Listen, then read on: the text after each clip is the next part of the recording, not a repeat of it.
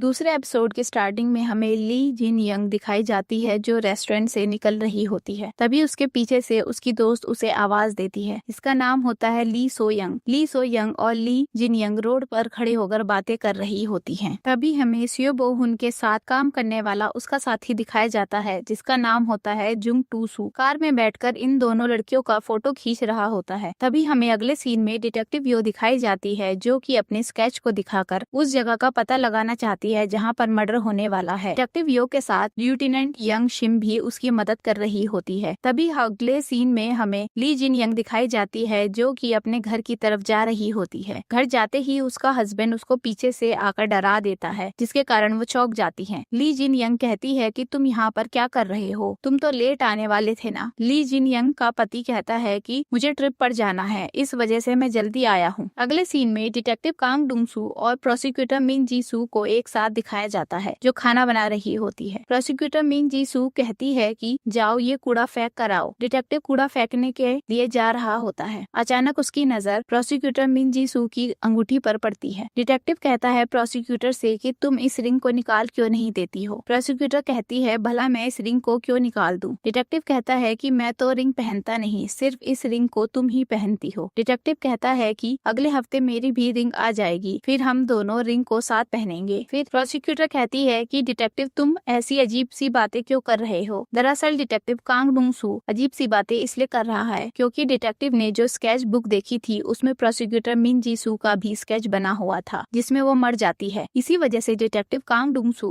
अजीब सी बातें कर रहा है। इसी वजह से वो प्रोसिक्यूटर मिंग जी सू के साथ ज्यादा से ज्यादा वक्त गुजार रहा है। तभी डिटेक्टिव कांग डुंग सू बाहर जाकर डिटेक्टिव यो से फोन पर बात करता है और कहता है कि तुम घटना होने के 3 दिन पहले स्केच बनाती हो ना। डिटेक्टिव यो कहती है कि तुम तो मेरी बात पर विश्वास नहीं करते थे। डिटेक्टिव कांग डुंग सू कहता है कि तुम्हारा स्केच गलत भी तो हो सकता है। डिटेक्टिव यो कहती है कि मेरा स्केच कभी गलत नहीं होता। फिर डिटेक्टिव कांग डुंग सू कहता है कि तुम्हारा स्केच इस बार गलत होगा और मैं यह नहीं जानता कि कैसे होगा, पर इस बार होगा। मिन जी सू नहीं मरेगी। इतना कहकर फोन काट देता है। अगले सीन में हमें सियो बो हुन को दिखाया जाता है जो कि लड़कियों की तस्वीरें देख रहा होता है। सियो बो हुन सोचता है कि अब किस लड़की को असॉल्ट करूं। तभी सियो बो हुन का साथी जुंग टू सू वहाँ पर आ जाता है और कहता है कि मैंने कुछ नई लड़कियों की तस्वीरें खींची हैं। सियो बो हुन कहता है कि लाओ मुझे वो तस्वीरें दिखाओ। जुंग टू सू कहता है कि मैंने इस लड़की का 2 दिन तक पीछा किया और कहता है कि यह लड़की किंडरगार्टन के आसपास रहती है। सियो बो हुन कहता है कि अच्छी बात है। जुंग टू सू कहता है कि सर हमें कब काम शुरू करना है। सियो बो हुन कहता है कि कल कैसा रहेगा, हम कल ही इस लड़की को पकड़ेंगे और कहता है कल शाम 6:30 बजे हम इस लड़की को दबोच लेंगे। अगले सीन में हमें ली जिन यंग दिखाई जाती है जो कि प्रेग्नेंट होती है और वो यह खबर देखकर बाथरूम में बैठे हुए रोती है क्योंकि यह उसके हस्बैंड का बच्चा नहीं सियो बो हुन का था, क्योंकि सियो बो हुन ने उस लड़की का रेप किया था। अगले सीन में हमें डिटेक्टिव यो को डिटेक्टिव कांग डुंग सू के घर पर दिखाया जाता है। डिटेक्टिव यो कहती है कि मुझे आपसे 10 मिनट बात करनी है। डिटेक्टिव यो कहती है कि इस केस में जो विक्टिम है उसकी मैंने पहचान कर ली है। डिटेक्टिव कांग डुंग सू कहता है कि मैं तुमसे पहले ही कह चुका हूँ कि मैं मिन जी सू के साथ रहूंगा क्योंकि वो उसकी भविष्यवाणी को गलत साबित करना चाहता है। डिटेक्टिव यो कहती है प्रोसिक्यूटर मिन जी सू की डेथ आपके साथ रहने से ही होगी, अगर आप उसके साथ नहीं रहोगे तो शायद वो बच जाए। डिटेक्टिव कांग डुंग सू सोच में पड़ जाता है। अगले सीन में हमें प्रोसिक्यूटर मिन जी सू और कांग डुंग सू को दोनों को साथ में दिखाया जाता है। प्रोसिक्यूटर मिन जी सू कहती है चलो आज खाना बाहर से मंगाते हैं। डिटेक्टिव कांग डुंग सू कहता है सुनो मुझे किसी काम से अर्जेंट बाहर जाना है, तुम घर से कहीं मत जाना और मैं तुम्हें किसी से मिलवाना चाहता हूँ। आगे हमें डिटेक्टिव कांग डुंग सू क्योंग ते को साथ में लेकर आता है और कहता है कि तुम्हें प्रोसिक्यूटर मिन जी सू का हमेशा ध्यान रखना है और कुछ भी हो जाए प्रोसिक्यूटर मिन जी सू को घर में ही रहना है। अगले सीन में हमें दिखाया जाता है डिटेक्टिव कांग डुंग सू और डिटेक्टिव यो दोनों कार में बैठकर उस जगह जाते हैं जहाँ ली जिन यंग रहती है। डिटेक्टिव कांग डुंग सू डिटेक्टिव यो से कहता है कि अगर वो क्रिमिनल यहीं आएगा तो हम उसे यहीं पकड़ लेंगे। डिटेक्टिव यो कहती है कि आपको इस केस को जल्दी खत्म करना है ताकि आप प्रोसिक्यूटर मिन जी सू के पास जा सके। सही कहा ना मैंने। डिटेक्टिव कांग डुंग सू कहता है कि तुम्हें जो समझना है वो समझो। आगे हम देखते हैं कि डिटेक्टिव कांग डुंग सू और डिटेक्टिव यो ली जिन यंग के घर जाते हैं। डिटेक्टिव कांग डुंग सू और डिटेक्टिव यो जिन यंग से पूछताछ करते हैं। वो कहते हैं कि क्या तुमने कोई हाल ही में दुर्घटना देखी है या कोई तुम्हारा पीछा कर रहा है। जिन यंग कहती है कि आप ऐसे सवाल क्यों पूछ रहे हैं। डिटेक्टिव कांग डुंग सू कहता है कि पुलिस स्टेशन में किसी ने धमकी वाला खत भेजा भेजा है। डिटेक्टिव कहता है कि शायद किसी ने मजाक किया हो और फिर वो ये भी कहता है कि हमें इसको हल्के में नहीं लेना चाहिए। जिन यंग कहती है कि मेरे नाम से आप लोगों को खत क्यों भेजा गया था। अगले सीन में हमें लेफ्टिनेंट यंग शिम को दिखाया जाता है जो कि उस क्रिमिनल का पता लगा रही है जिसके पैर में एंकल ब्रेसलेट है। अगले सीन में हमें सियो बो हुन को दिखाया जाता है जो कि अपने साथी युंग टू सू से बात कर रहा होता है कि हम उस लड़की के घर पर मिलेंगे 6:30 बजे। अगले सीन में हमें डिटेक्टिव यो को दिखाया जाता है जो वॉशरूम के अंदर प्रेगनेंसी किट देख रही है और वो जिन यंग से कहती है कि अब तो तुम्हारे यहाँ खुशियाँ आने वाली है, अब तो तुम्हें खुश होना चाहिए। जिन यंग कहती है कि आपको इसके बारे में कैसे पता। जिन यंग होपलेस हो जाती है और चिल्लाने लगती है। पूछती है डिटेक्टिव यो से कि आप लोगों को इस बारे में कैसे पता चला। डिटेक्टिव यो कहती है कि मैंने वॉशरूम में आपका प्रेगनेंसी किट देख लिया था। अगले सीन में डिटेक्टिव यो फोन कर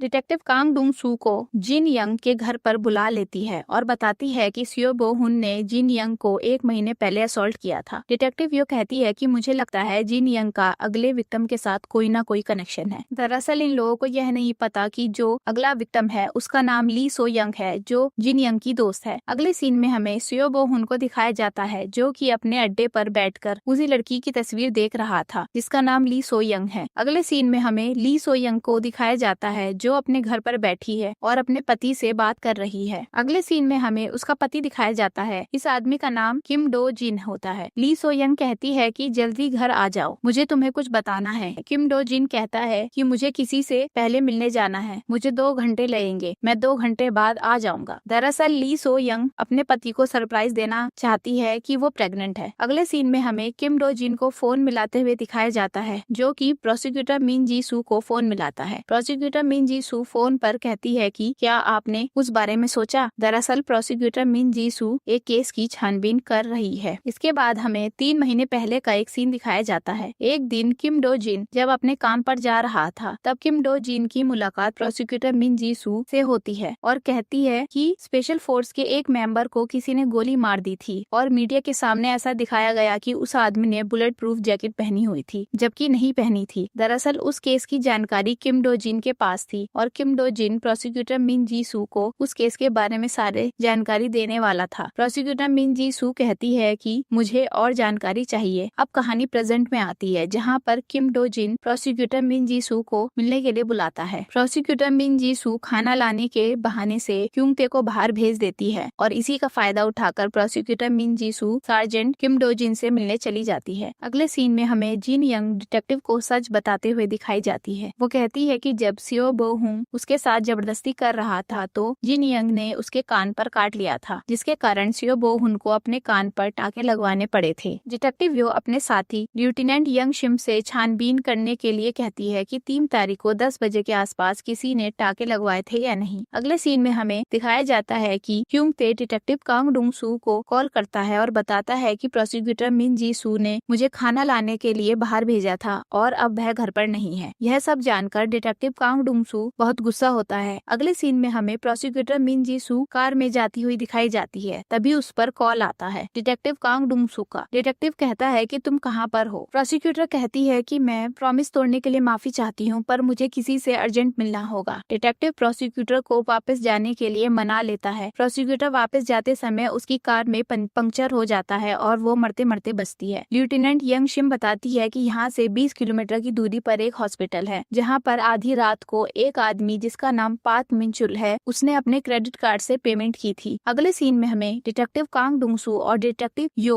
पार्क मिनचुल से मिलते हुए दिखाए जाते हैं जहाँ उससे पूछताछ करते हैं। तब डिटेक्टिव कांग डुंग सू पार्क मिनचुल से बहस करने लगता है। डिटेक्टिव यो डिटेक्टिव कांग डुंग सू को रोकते हुए कहती है कि देखो इसके कान पर निशान नहीं है। वो उससे सारी जानकारी लेती है। उससे पूछती है कि उस व्यक्ति का नाम क्या है। वो बताता है उसका नाम सियो बो हुन है। तभी अगले सीन में हमें सियो बो हुन एक गड्ढे में पानी भरता हुआ दिखाया जाता है। तभी वहाँ पर प्रोसिक्यूटर मिन जी सू अपनी कार लेकर आती है क्योंकि उसकी कार में पंचर होता है। अगले सीन में हमें डिटेक्टिव कांग डुंग सू को कार में जाते हुए दिखाया जाता है जहाँ पर डिटेक्टिव यो कांग डुंग सू से पूछती है कि मुझे लगता है तुम सियो बो हुन के बारे में जानते हो। डिटेक्टिव कांग डुंग सू कहता है कि कुछ साल पहले मैंने उस सियो बो हुन को जेल में डाला था। अब हमें अतीत की एक झलक दिखाई जाती है जहाँ पर डिटेक्टिव कांग डुंग सू सियो बो हुन से कहता है कि अरे कहाँ गायब हो गए, बहुत मजा आ रहा है ना। सियो बो हुन डिटेक्टिव से कहता है कि मैं सुधरने की कोशिश कर रहा हूँ। तभी डिटेक्टिव कहता है अरे कहते नहीं नहीं कोई जरूरत नहीं है। कहता है कि ऐसा क्यों कर रहे हो, तुम मत करो, कोई जरूरत नहीं है। वो कहता है कि इतनी मेहनत से हमने तुम्हारा डीएनए और फिंगरप्रिंट हासिल किया है, उस सब पर पानी फेरना चाहते हो? नहीं नहीं, सुधरने की कोई जरूरत नहीं है। फिर हमें प्रेजेंट का सीन दिखाया जाता है। तभी हमें डिटेक्टिव कहते हुए दिखाया जाता है कि हमें सियो बो-हुन को जिंदा पकड़ना होगा। अगले सीन में सियो बो-हुन प्रोसिक्यूटर मिन जी सू की कार ठीक करते हुए दिखाया जाता है। प्रोसिक्यूटर मिन जी सू सियो बो-हुन को अपना क्रेडिट कार्ड देती है। सियो बो-हुन कार्ड लेकर अंदर जाता है और मशीन में भी नहीं लगाता और कहता है कि मैडम आपके कार्ड में कुछ दिक्कत हो गई है, आप अंदर आएंगे जरा। प्रोसिक्यूटर मिन जी सू के साथ वो जबरदस्ती करने लगता है। तभी वहाँ पर डिटेक्टिव कांग डुंग सू आ जाता है। वो कार को देखकर कहता है कि यह कार तो प्रोसिक्यूटर मिन जी सू की है। सियो बो-हुन मिन जी सू को ले हुए दिखाया जाता है। तभी डिटेक्टिव कांग डुंग सू उसे देख लेता है और उसका पीछा करने लगता है। उन दोनों के बीच में बातचीत होती है और बातचीत के दौरान सियो बो-हुन प्रोसिक्यूटर मिन जी सू को पानी से भरे गड्ढे में गिरा देता है और भाग जाता है। डिटेक्टिव कांग डुंग सू प्रोसिक्यूटर मिन जी सू को बचाने के लिए उस गड्ढे में कूद जाता है और डिटेक्टिव यो सियो बो-हुन को पकड़ने के लिए जाती है। तभी हमें दिखाया जाता है कि डिटेक्टिव यो और सियो बो-हुन के बीच में लड़ाई होती है। उस लड़ाई के दौरान सियो बो-हुन जीत जाता है और वहाँ से भाग जाता है और डिटेक्टिव यो के सिर पर चोट लग जाती है। अगले सीन में हमें जुंग टू सू को दिखाया जाता है जो कि ली सो यंग के घर पर जाता है और ली सो यंग के साथ जबरदस्ती करने लगता है। ली सो यंग के साथ हाथापाई करते समय उस पर हथौड़े से वार करता है और उसे जान से मार देता है। जब वह ली सो यंग के घर से बाहर जा ही रहा होता है तो अचानक वहाँ पर पुलिस आ जाती है। अगले सीन में हमें दिखाया जाता है कि डिटेक्टिव कांग डुंग सू प्रोसिक्यूटर मिन जी सू को बचा लेता है और वह सेम इसी तरीके से बैठा होता है जैसे स्केच बुक में चित्र बना हुआ था। तभी अगले सीन में हमें किम डो जिन दिखाया जाता है जो कि अपने घर वापस जा रहा होता है। किम डो जिन के घर पर बहुत सारी भीड़ लगी होती है। किम डो जिन को एक पुलिस ऑफिसर रोकता है। किम डो जिन कहता है कि यह मेरा घर है, मैं यहीं पर रहता हूँ। किम डो जिन पुलिस वालों से जबरदस्ती कर अपने घर के अंदर घुस जाता है। तभी अगले सीन में हमें दिखाया जाता है कि जुंग टू सू को पुलिस हिरासत में रखा गया है, उससे पूछताछ कर रहे होते हैं। अगले सीन में हमें किम डो जिन दिखाया जाता है जो अपनी वाइफ को देखने जाता है। मुर्दा घर में किम डो जिन अपनी वाइफ को देखकर बहुत रोता है। अगले सीन में हमें दिखाया जाता है कि डिटेक्टिव कांग डुंग सू मिन जी सू को हॉस्पिटल से लेकर घर जा रहा होता है। घर के अंदर पहुंचने के बाद डिटेक्टिव मिन जी सू से कहता है कि मैंने फील्ड वर्क छोड़ने के लिए ऑफिस में अप्लाई कर दिया है। तभी अगले सीन में हमें दिखाया जाता है कि डिटेक्टिव यो के सिर पर बहुत ज्यादा चोट लग चुकी है और वो हॉस्पिटल के अंदर आराम कर रही है। अगले सीन में हमें डिटेक्टिव कांग डुंग सू और चीफ मून को एक दूसरे के साथ बात करते हुए दिखाया जाता है, जहाँ पर चीफ मून पूछते हैं कि क्या तुम्हारी वाइफ ठीक है। डिटेक्टिव कहता है कि हाँ, अब वो ठीक है। अगले सीन में हमें मेमोरियल सेरेमनी का एक सीन दिखाया जाता है, जहाँ पर एक आदमी जिसका नाम जंग ते जुन होता है वो एक प्रीस्ट से बात कर रहा था। वो कहता है कि तुम्हें प्रीस्ट बने हुए कितने साल हो गए हैं। वो कहता है कि मुझे 30 साल हो गए हैं। अगले सीन में हमें किम डो जिन दिखाया जाता है जो कि पुलिस स्टेशन के अंदर घुसने की कोशिश कर रहा था। तभी वहाँ पर जंग ते जुन आ जाता है। जंग ते जुन कहता है कि इस केस पर सभी की नजर टिकी हुई है और चारों तरफ पुलिस का पहरा है। जंग ते जुन कहता है कि तुम अपनी वाइफ का बदला लेना चाहते हो। जंग ते जुन कहता है बस तुम्हें मुझ पर भरोसा करना होगा, मैं तुम्हें उस व्यक्ति को मारने का एक मौका दूंगा। अगले सीन में हमें किम डो जिन और जंग ते जुन को साथ में दिखाया जाता है जो कि एक आदमी को मारने के लिए कहता है। किम डो जिन पूछता है कि इस व्यक्ति को क्यों मारना है। तभी जंग ते जुन कहता है कि इस व्यक्ति ने 2 बार शराब पीकर गाड़ी चलाई और मासूमों की जान ली है। वो कहता है कि इस बार इसे मरना होगा। किम डो जिन कहता है कि तुम क्यों इसे मरवाना चाहते हो। जंग ते जुन कहता है कि आज ये फिर शराब पिएगा और फिर किसी की जान लेगा। किम डो जिन कहता है कि यह सब आप कैसे जानते हैं। जंग ते जुन कहता है कि क्या तुम्हें पता है कि मैं भविष्य देख सकता हूँ। आगे हमें दिखाया जाता है किम डो जिन उस व्यक्ति पर नजर रख रहा था। तभी वहाँ पर एक छोटी बच्ची आती है जिसका नाम सो यंग होता है। उसकी बॉल किम डो जिन के पास जाती है। किम डो जिन बॉल उठाकर सो यंग को देता है। वो छोटी बच्ची अपनी माँ के साथ होती है। सो यंग और उसकी माँ वहाँ से चले जाते हैं। अगले सीन में हमें वही व्यक्ति दिखाया जाता है। वो काफी ज्यादा नशे की हालत में होता है। वो गाड़ी चलाकर जा ही रहा होता है। किम डो जिन उस आदमी को देख लेता है। तभी वह उस गाड़ी का पीछा करने लगता है, पर किम डो जिन उस गाड़ी को पकड़ नहीं पाता। तभी उस व्यक्ति का एक्सीडेंट हो जाता है। वो एक छोटी बच्ची और उसकी माँ को ठोक देता है। किम डो जिन जाकर देखता है तो उसे पता चलता है वो वही थे जिनसे किम डो जिन थोड़ी देर पहले मिला था। तभी अगले सीन में हमें एक टेरिस दिखाया जाता है जहाँ पर किम डो जिन और जंग ते जुन दिखाया जाता है। वो दोनों आपस में बात कर रहे होते हैं। जंग ते जुन कहता है यह किसकी गलती है, यह तुम्हारी तुम्हारी ही गलती है, तुमने उन दोनों को मरने से नहीं बचाया। किम डो जिन कहता है ठीक है, अब जो भी तुम कहोगे मैं वो चुपचाप मानूंगा। किम डो जिन कहता है कि अगर आपको यह सब पहले से ही पता था तो आपने उस चीज को रोका क्यों नहीं। जंग तेजुन कहता है कि अगर मैं उस घटना को रोक देता फिर अगली बार क्या होता, अगली बार भी कोई ना कोई मरता। जंग तेजुन भी भविष्य देख सकता है और डिटेक्टिव यो भी भविष्य देख सकती है, पर इन दोनों में कुछ चीजें अलग अलग हैं। डिटेक्टिव यो जब भविष्य देखती है तो वो लोगों को बचाने की कोशिश करती है, वहीं जंग तेजुन भविष्य देखता है तो लोगों को बचाने के लिए नहीं, लोगों को मारने के लिए देखता है। अगले सीन में हमें दिखाया जाता है कि डिटेक्टिव यो को होश आ चुका होता है और डिटेक्टिव लेफ्टिनेंट यंग शिम से कहती है कि प्रोसिक्यूटर मिन जी सू ने जो कपड़े कल पहने थे वो उसने इस स्केच में नहीं पहने हुए थे, यानी कि उसकी मृत्यु अभी टली नहीं है। वो कहती है कि खेल अभी तक खत्म नहीं हुआ है। तभी हमें अगला सीन दिखाया जाता है जहाँ पर डिटेक्टिव कांग डुंग सू और प्रोसिक्यूटर मिन जी सू कुछ खाने के लिए बाहर जा रहे होते हैं। तभी बिल्डिंग के बेसमेंट में डिटेक्टिव को ऐसा लगता है कि कोई उनके ऊपर नजर रखे हुए है। डिटेक्टिव रुक कर देखता है। प्रोसिक्यूटर मिन जी सू कहती है कि क्या हुआ। डिटेक्टिव कहता है कि कुछ नहीं, फिर वे दोनों जाने लगते हैं। तभी पीछे से एक गाड़ी उस पर हमला कर देती है। उस गाड़ी के अंदर और कोई नहीं, सियो ब्यो हुन होता है। सियो ब्यो हुन डिटेक्टिव को गाड़ी से टक्कर मार देता है। तो अगले सीन में हमें दिखाया जाता है कि डिटेक्टिव यो डिटेक्टिव कांग डुंग सू को कॉल लगाती है, पर उसकी कॉल नहीं लगती तो वह खुद जाने का फैसला करती है। अगले सीन में हमें दिखाया जाता है कि सियो ब्यो हुन डिटेक्टिव को वहीं बेहोशी में छोड़ देता है। प्रोसिक्यूटर मिन जी सू को गाड़ी में बैठा कर ले जाता है। आगे हमें दिखाया जाता है सियो ब्यो हुन प्रोसिक्यूटर मिन जी सू को अपने अड्डे पर ले जाकर उसके साथ वही घिनौनी हरकत करने की कोशिश करता है जो उसने जिन यंग के साथ की थी। तभी हमें अगले सीन में दिखाया जाता है कि डिटेक्टिव कांग डुंग सू को होश आ जाता है और वह देखता है कि उसके हाथों में हथकड़ी लगी हुई है। तभी वो अपना अंगूठा डिसलोकेट कर हथकड़ी से अपना हाथ बाहर निकाल लेता है। तभी वहाँ पर डिटेक्टिव यो आती है। अगले सीन में हमें दिखाया जाता है कि किम डो जिन सियो ब्यो हुन के अड्डे पर आ जाता है। सियो ब्यो हुन किम डो जिन के ऊपर गन तान देता है। आगे हमें दिखाया जाता है कि किम डो जिन कहता है कि क्या तुम्हें ली सो यंग याद है। सियो ब्यो हुन कहता है कि वो कौन है। किम डो जिन कहता है कि जुंग टू सू याद है। वो कहता है हाँ। किम डो जिन कहता है कि उसने मेरी बीवी को मार दिया। सियो ब्यो हुन कहता है कि अगर मैं वहाँ होता तो तुम्हारी बीवी की लाश भी नहीं मिलती। किम डो जिन को गुस्सा आ जाता है और सियो ब्यो हुन को किम डो जिन वहीं जान से मार देता है। पर किम डो जिन यहाँ पर कैसे पहुँचा। जंग तेजुन ने किम डो जिन को बताया था कि इस जगह पर एक खून होने वाला है, जो किम डो जिन इस जगह पर टाइम से पहले ही आ जाता है। किम डो जिन प्रोसिक्यूटर मिन जी सू के सामने सियो ब्यो हुन को जान से मार देता है और किम डो जिन प्रोसिक्यूटर मिन जी सू को भी मार देता है, क्योंकि उसने ये मर्डर होते हुए देख लिया था। इस वजह से वो प्रोसिक्यूटर मिन जी सू को मार देता है। आगे हमें दिखाया जाता है कि डिटेक्टिव कांग डुंग सू और डिटेक्टिव यो इस जगह पर पहुंचते हैं और वे दोनों सारी तरफ छानबीन करते हैं। छानबीन करते समय उन्हें सियो ब्यो हुन मरा हुआ मिलता है और साथ में डिटेक्टिव कांग डुंग सू की बीवी भी मरी मिलती है। डिटेक्टिव कांग डुंग सू यह देखकर बहुत दुखी होता है और प्रोसिक्यूटर मिन जी सू को अपनी बाहों में बैठा कर रोने लगता है, सेम उसी तरीके से जिस तरीके से स्केचबुक में ड्राइंग बनी हुई थी। और इसी तरह डिटेक्टिव यो की भविष्यवाणी एक बार फिर से सही साबित होती है और यहीं पर हमारा पूरा एपिसोड खत्म हो जाता है।